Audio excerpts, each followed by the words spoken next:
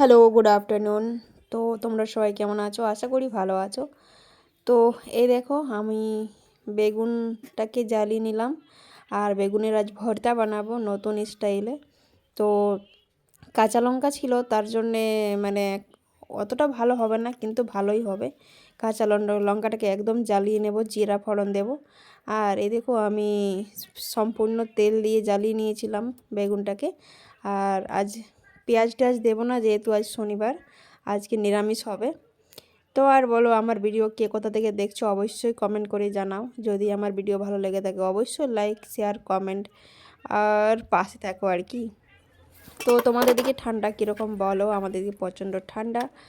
আর এই যে লেগে পড়েছি, শরীর ভালো ছিল না, তবু কিন্তু মানে ফাস্টিং করতে পারবো না, তার জন্য নিরামিষ রান্না করলাম।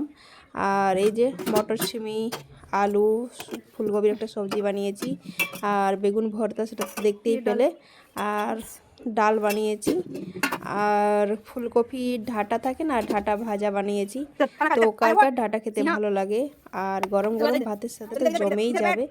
আর জানো তো, এরকম সাদা খাবার তো সবারই ভালো লাগে, আর আমার মেয়ের ভালো লাগে। তো সবাই ভালো থাকো, সুস্থ থাকো, আবার দেখা হবে নেক্সট।